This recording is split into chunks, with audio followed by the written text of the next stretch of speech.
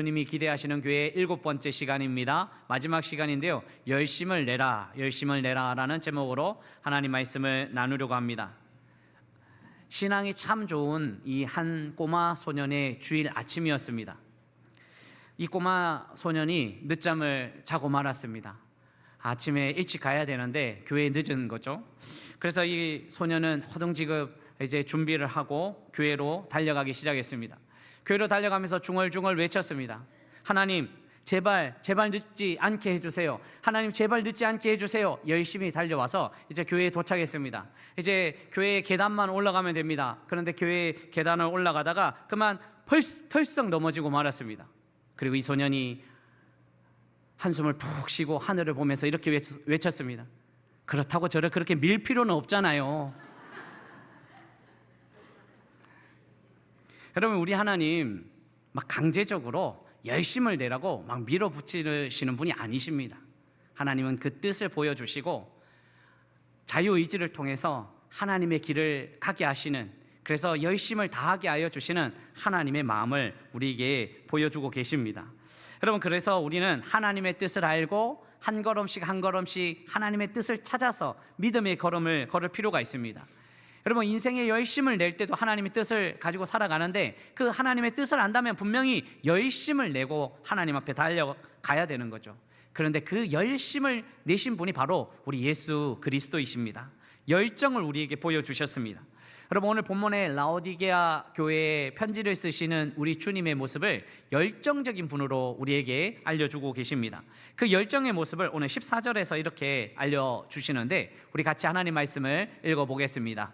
라오디게아 교회의 사자에게 편지하라. 아멘이시요, 충성되고 참된 증인이시요, 하나님의 창조의 근본이시니가 이르시되 아멘. 여러분, 우리가 아멘이라는 이 이야기를 우리가 아멘이라고 외치고 있잖아요. 그런데 이 아멘이 바로 진실로 그렇게 되기를 원합니다, 예스라는 뜻입니다. 예스, 네, 그렇습니다. 우리 주님 예스맨이셨습니다. 정말로 열정적으로 하나님이 원하시면 네, 그렇게 살겠습니다. 네, 그렇게 구원의 길 걸어가겠습니다. 네, 그렇게 십자가의 길 걷겠습니다. 우리 예수님이 열정적으로 사신 모습을 우리에게 보여주고 계십니다. 진실되시고 충성된 모습을 우리에게 보여주시죠. 빌립보서 2장 6절에서 8절 말씀에 우리 주님이 이렇게 표현하고 있는데, 그는 근본 하나님의 본체시나 하나님과 동등됨을 취할 것으로 여기지 아니하시고 오히려 자기를 비워 종의 형체를 가지사 사람들과 같이 되셨고, 여러분 8절 같이 한번 읽어볼까요? 사람의 모양으로 나타나사 자기를 낮추시고 죽기까지 복종하셨으니 곧 십자가에 죽으심이라. 아멘. 근본 하나님과 동일하셨는데 이제 자기를 낮추시고 죽기까지 복종하시면서 십자가의 죽으심으로 말미암아 우리 주님은 열정적인 모습을 보여주신 거죠. 열심을 다해서 사셨습니다. 그 열심의 모습을 우리에게 보여줄 때 오늘 우리에게는 기대하시는 모습이 있는 거죠. 오늘 라오디게아 교회를 통해서 열심을 보여주시는 우리 주님이요, 그 주님이 무엇을 기대하시는지 우리가 한번 살펴보려고 합니다. 열정적이신 주님께서 라오디게아 교회에 기대하시는 것은 무엇일까요? 그것은 바로 뜨겁고 차가운 신앙을 가지라고 말씀하십니다. 뜨겁고요 차가운 신앙 가지라고 말씀하시죠. 여러분, 오늘 15절 16절 같이 두 절 말씀 함께 읽어보겠습니다. 내가 내 행위를 아노니 내가 차지도 아니하고 뜨겁지도 아니하도다. 내가 차든지 뜨겁든지 하기를 원하노라. 내가 이같이 미지근하여 뜨겁지도 아니하고 차지도 아니하나 내 입에서 너를 토하여 버리리. 뜨겁든지 차갑든지 하라는 거예요. 여러분, 예수님은 라오디게아 지역의 이 특성을 빗대어서 지금 라오디게아 교회에게 이렇게 이야기하고 계십니다. 여러분, 라오디게아에서 이 라오디게아를 중심으로 북쪽으로 한 11km 정도에 떨어진 곳에 히에라볼리라는 이 도시가 있습니다. 그 도시는 온천수가 굉장히 많이 나옵니다. 그러니까 이 온천수가 나오기 때문에 수로를 통해서 이 라오디게아 지역까지 이 온천수를 끌어왔습니다. 이 온천수를 끌어오니까 얼마나 좋은지요. 따뜻한 그 온천수가 도착하니까요 참 좋습니다. 또 이 동쪽으로요 한 16km 떨어진 곳에 골로새라는 지역이 있는데 그 지역에서 이 차가운 물을 또 끌어옵니다. 이 차가운 물로 끌어오니까 얼마나 좋은지요. 그래서 이 온천수와 차가운 물이 있는데 이 라오디게아의 지역에는 차지도 뜨겁지도 않는 거예요. 이 차지도 뜨겁지도 않은 이 문제를 가지고 주님은 라오디게아 교회의 신앙을 진단하고 계십니다. 라오디게아 교회가 차지도 뜨겁지도 않은 것은 신앙의 정체성이 없는 거예요. 그리스도인의 정체성 없이 그냥 세상 사람들과 똑같이 살아가는 모습을 보고 그리스도인답게 살라고 뜨겁든지 차갑든지 하라는 거예요. 여러분, 신앙의 뜨거움은 무엇일까요? 여러분, 신앙이 뜨겁습니까? 지금 여러분들의 신앙이 뜨겁습니까? 열정적이십니까? 신앙에 어떻게 뜨거움이 있으십니까? 그럼 신앙에 뜨거움이 있어야 되죠. 성도들과 함께 이야기하다 보면 이 신앙의 뜨거움을 이야기할 때가 많습니다. 그런데 특징이 있어요. 신앙의 뜨거움을 이야기할 때는 과거에 집착할 때가 굉장히 많이 있어요. 목사님, 제가 예전에는요 펄펄 날아다녔습니다. 제가요 무거운 거 번쩍번쩍 들었습니다. 제가 물불 가리지 않았습니다. 제가요 전도하는 일이요 무엇은 일을 하든지 이 주의 사역이라면 전화만 하면 연락만 오면 금방 교회에 달려왔습니다. 그런데 과거에 사로잡혀 있는 경우가 참 많더라고요. 과거에 사로잡혀 있으면 신앙의 뜨거우면 현재가 어떤 뜨거움인지 잘 파악하지 못합니다. 여러분, 지난번에 우리가 수요일날 성경 통독하면서 이 나사로의 죽음을 통해서 마르다가 예수님이 오셨을 적에 주님이 계셨더라면 오라버니가 죽지 않았을 것입니다. 과거에 사로잡힌 이야기가 있는 거예요. 과거에 사로잡힌 이야기 속에서 이 과거에 사로잡힌 신앙은 뜨거운 열정은 있었지만 현재는 그렇게 뜨겁지 않은 거죠. 여러분, 그럼 또 어떤 성도들은 미래에 사로잡혀 있는 분들도 있습니다. 목사님, 제가 계획하는 것들이 있는데 요거 계획 잘 되면요 정말 큰일 할 수 있을 것 같습니다. 제 사업이 잘 되면요 정말 뜨겁게 한번 하나님 사랑하겠습니다. 헌신하겠습니다. 불러만 주십시오.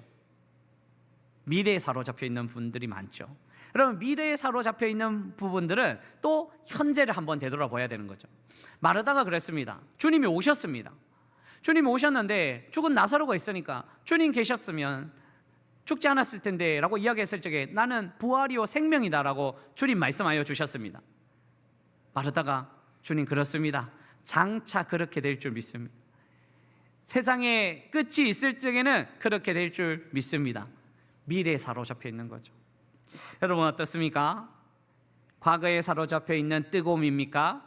아니면 미래에 사로잡혀 있는 뜨거움입니까? 우리 주님은 항상 현재의 뜨거움의 열정을 가지고 하나님 앞에 나아갔다는 사실을 늘 기억하시기를 주님의 이름으로 축원합니다. 뜨거운 열정으로 오늘도 주님께 영광 올려드리시기를 주님의 이름으로 축원합니다. 자, 그러면 신앙의 차가움은 무엇일까요? 신앙도 차가워야 됩니다. 그러면 신앙이 차가운 그 뜻은 무엇일까 한번 생각해 봤더니 신앙의 차가움은요 주님에 대한 열정과 뜨거움은 있지만 죄에 대한 차가움과 냉정함은 있어야 되는 거죠. 죄를 알면서도 누군가 속삭이고 자신을 그 죄의 길로 끌어가는데도 차갑고 냉정하지 않으면 끊어버리지 못하는 거예요. 그래서 세상 속으로 그냥 빨려 들어가는 거죠. 노라고 하지 못합니다. 그러니까 죄 짓고 나쁜 일에도 얼음처럼 차가워져야 되는데 차갑지 못하는 거죠. 끊어버리지 못하는 거죠. 대부분 죄 짓는 상황이 이르게 되면요 노라고 대답하지 않고 어쩔 수 없네, 상황이 그렇네 라고 이야기하면서 이 신앙의 냉정함을 가지고 살아가지 못할 때가 참 많이 있습니다. 여러분, 누군가 여러분들을 유혹하고 죄로 넘어뜨리거나 또 악한 영이 여러분들에게 침투하였을 적에 그전에는 사랑이 넘치고 따뜻한 열정이 있었다면 그 죄에 대해서는 냉정하게 노라고 대답하시기를 주님의 이름으로 축원합니다. 여러분, 우리 주님이요 주님의 길을 가시겠다고 그렇게 제자들에게 알려줄 때 베드로가 뭐라고 이야기했습니까? 주님, 절대 그러시면 안 됩니다. 그 길을 가로막잖아요. 그때 주님께서 베드로에게 사단아 물러가라 라고 이야기합니다. 어떻게 저렇게 냉정할 수 있을까? 죄 앞에서는요 우리 주님은 냉정하고 차갑게 단호하게 선포하신 거죠. 여러분, 우리가 이렇게 냉정한 모습도 있어야 돼요. 죄에 대해서는. 그래서 주님에 대해서는 열정으로 사랑으로 나아가시고 죄에 대해서는 냉정하고 차갑고 노라고 대답하시는 믿음의 백성들이 되시기를 주님의 이름으로 축원합니다. 우리 예수님은 라오디게아 교회 성도들이 뜨겁고 차갑지 않으니까 다시 한번 기회를 주시는데요, 오늘 19절 말씀 같이 한번 읽어보겠습니다. 무릇 내가 사랑하는 자를 책망하여 징계하였노니 하노니 그러므로 내가 열심을 내라 회개하라. 아멘. 사랑하는 자를 책망하고 징계한다 했습니다. 여러분, 우리 주님이요, 사랑이 많으시기 때문에 우리를 책망하고 징계하시는 거예요. 우리를 너무 사랑하시기 때문에요. 그 사랑을 우리가 받아들이고요, 우리 주님 말씀하신 내가 열심을 내라 라고 말씀하십니다. 열심을 내는 거죠. 우리의 신앙을 점검해서 하나님을 사랑하고 주님을 사랑하는 일에는 열심을 내야 되고요, 우리의 앞에 이 죄의 문제는 냉정하고 차갑게 단호하게 끊어버리는 거죠. 그래서 이 열심을 낼 필요가 있는 거죠. 자, 그렇다면 오늘 라오디게아 교회를 통해서 열정적인 주님은 어떤 처방전을 우리에게 주셨을까요? 어떻게 하면 열심을 내어 주님 앞에 나아갈 수 있을까요? 첫째, 항상 만족을 주시는 주님을 바라보라고 말씀하십니다. 항상 만족을 주시는 주님이요, 우리 주님을 바라봐야 돼요. 영적인 눈을 들어서 주님을 바라보는 거죠. 그러면 18절 말씀 같이 하나님 말씀 읽어보겠습니다. 내가 너를 권하노니 은단한 금을 사서 부요하게 하고 흰 옷을 사서 입어 벌거벗은 수치를 보이지 않게 하고 안약을 사서 눈에 발라 보게 하라. 아멘. 안약을 사서 눈에 발라 보게 하라. 안약을 사보라는 거예요. 지금 눈이 문제가 있는 거예요. 여러분, 지금 이 라오디게아 지역은요, 히에라볼리 도시에서 이 온천물이 내려오니까요, 이 마지막 이 지역에는요, 이제 이 침전물이 쌓이고 이 강물질로 인해서 안약이 개발되었어요. 그래서 부르기아 안약이라는 이 안약이 세계적으로 유명해요. 자부심이 있었어요. 우리 안약 쓰면 누구든지 이 눈병을 치료할 수 있어, 이런 자부심이 있었어요. 그 지역의 특성을 가지고 예수님이 지금 이야기하는 거예요. 그 안약이 중요한 것이 아니라 지금 영적으로 병들어 있는 영의 눈을 고치라고 주님께서 말씀하고 계십니다. 지금 어디에 병들어 있느냐면요, 라오디게아 교회 사람들은 지금 다른 쪽으로 만족을 얻으려고 하는 거예요. 어디냐면요, 지금 내게서 불로 연단한 금을 사서라고 이야기합니다. 만족을요 자꾸 금으로, 부요함으로 이야기하는 거예요. 그런데 여기서 불로 연단한 금은요, 이 불로 연단한 금은 이제 썩어 없어질 금이 아니는 거예요. 완전한 만족이요, 완전한 기쁨이요, 그 기쁨을 이제 눈을 고쳐서 바라보라는 거예요. 그런데 이 연단한 금을 누구에게 살았냐 하면, 이 사서라는 단어는요, 기원이라는 단어가 있습니다. 그냥 어디서부터 나왔는지, 누구부터 나왔는지 하면 내게로부터 나왔다고 합니다. 내게가 바로 예수님입니다. 예수님에게로부터 불로 연단한 금, 완전한 만족, 부유한 진정한 부유함을 얻을 수 있다는 사실을 보게 하라는 거예요. 그래서 우리는 영적으로 눈을 떠서 세상과 타협하는 것이 아니라 세상의 힘으로 우리를 만족하며 살아가는 것이 아니라, 주님이, 우리 예수님이 참된 만족을 누려야 주신다는 사실을 영적인 눈으로 바라보라는 거죠. 여러분, 오늘 우리가 영적인 눈으로서 참된 만족을 주시는 주님만 바라보시기를 주님의 이름으로 축원합니다. 또 여기서 흰옷을 사서라고 이야기합니다. 흰옷은 구원이거든요. 그런데 여기서 사서라는 말은 동일한 단어예요. 누구에게로부터? 예수님께로부터 구원이 임하는 거예요. 우리의 행위와 우리의 노력과 우리의 지혜와 우리의 삶으로 구원을 얻는 것이 아니라 예수님으로부터 구원이 임하고요, 예수님으로부터 참된 만족이 있다는 거죠. 이것을 이 눈으로, 이제 눈이 치료되어서 주님을 바라보라고 말씀하고 계십니다. 사랑하는 성도 여러분, 변하지 않는 부요함이신 주님을 바라보시기를 주님의 이름으로 축원합니다. 완전한 구원을 주시는 주님을 바라보시기를 주님의 이름으로 축원합니다. 한눈 팔 수 없습니다. 다른 곳을 지향할 수 없습니다. 주님만 바라보고 열심을 내는 믿음의 백성들이 되시기를 주님의 이름으로 축원합니다. 또 하나요, 마지막 하나요. 또 하나는 열정적인 주님의 처방, 이 하나는요, 언제든지 주님을 삶의 주인으로 모시라고 주님께서 말씀하고 계십니다. 마음을 열어서 언제든지 주님을 삶의 주인으로 모시는 거예요. 여러분 20절 말씀 같이 한번 읽어볼까요? 같이 읽습니다. 볼지어다 내가 문 밖에 서서 두드리노니 누구든지 내 음성을 듣고 문을 열면 내가 그에게로 들어가 그와 더불어 먹고 그는 나와 더불어 먹으리라. 아멘. 내가 문 밖에 서서 두드리노니, 주님이 들어오셔서 우리의 삶의 주인이 되어주시며 이제 그 문을 열고 주님이 들어오시면요, 이제 주님과 더불어서 먹고 마시는 잔치의 삶, 그래서 주님과 함께하는 삶을 살아갈 수 있으니 문을 열라고 말씀하시는 거죠. 그런데 이 말씀은요, 대부분 보면 믿음의 사람들은 이 말씀을 잘 안 받아들이더라고요. 어떤 사람들이 받아들이냐면, 우리 집에 있는 그 지금 아직 예배 드리지 못한 그분이 빨리 문을 열어야 됩니다. 제가 지금 삶의 자리에서 만나는 그분 빨리 문을 열고 주님을 모셔야 됩니다, 이렇게 이야기하는 사람들이 굉장히 많습니다. 그런데 오늘 지금 주님은 누구에게 문을 열라고 말씀하시는지 우리는 생각해 봐야 됩니다. 여러분, 지금 주님은 문을 열라고 하는 그 사람들은요, 주님을 아는 라오디게아 성도들에게 문을 열라는 거예요.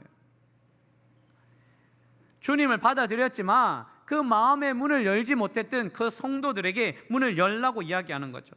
오늘 주님은 오늘 믿음의 백성들에게도 마음을 열라고 이야기하는 거예요. 마음을 열어서 삶의 자리에 주님을 모시고 살라고 이야기하는 거예요. 그런데 우리가 가끔은 주님이 우리의 마음에 문을 두드릴 때 문을 열지 못할 때가 참 많습니다. 여러분, 오늘 우리는 문을 많이 열고 주님을 모시고 예배 드리고 있잖아요. 그런데 삶의 자리에서도 주님을 모시고 살아가고 계십니까? 저는 지난 한 주 동안 참 어려움을 경험했습니다. 제가 월요일 날 아침 일찍 새벽에 이제 운동을 나갔는데 1년 반 동안 그렇게 운동한 차를 가지고 운전해서 이제 주차했는데 1년 반 동안 잘 세웠어요. 그리고 또 그곳의 대표가 거기에 세우라고 했어요. 또 여러분들이 제가 다른 데 세우면 거기 세우라고 했어요. 그래서 제가 거기에 딱 세우고 운동을 많이 했어요. 그런데 그날 이번 주 월요일에 한 젊은 여성분이 저에게 힐끔힐끔 쳐다보더니 아저씨, 이렇게 이야기하는 거예요. 제가 어디서 아저씨같이 보입니까? 1차적으로 제가 좀 화가 났어요. 2차적으로 교훈을 하는 거예요.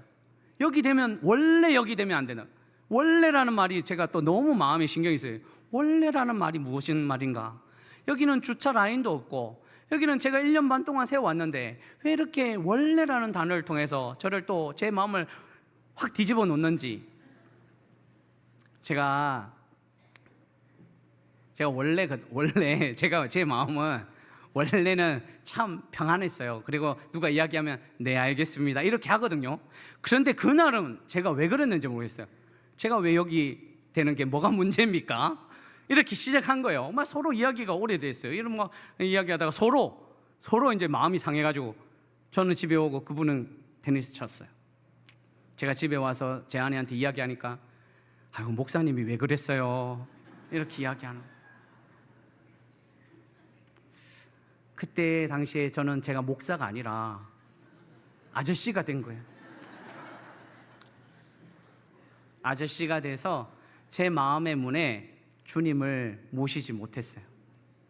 그때도 주님이 제 마음의 문을 열고 두드리고 계셨는데 주님은 제 밖에 있었고 저는 제 마음에 주님이 계시지 않았던 것 같습니다.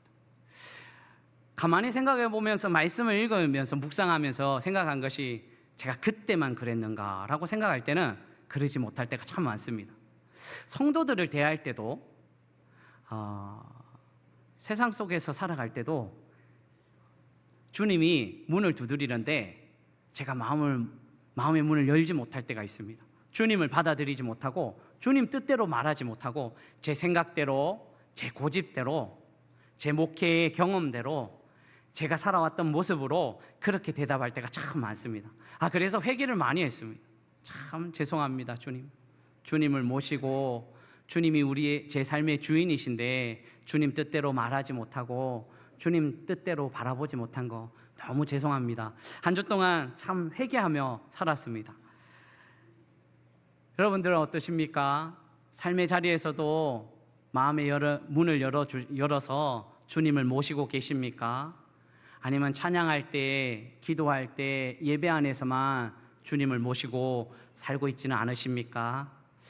여러분, 오늘 칸타타로 하나님께 영광 올려드리면서 하나님, 제 마음에 주님 언제든지 찾아와 주셔서 오늘 이 자리에서만 주님을 뜨겁게 사랑하고 고백하는 인생이 아니라 어떤 삶의 자리에서도 주님이 우리의 주인 되어주시고 찾아올 때마다 마음의 문을 열어서 주님과 동행하는 삶을 살겠다고 다짐하시기를 주님의 이름으로 축원합니다.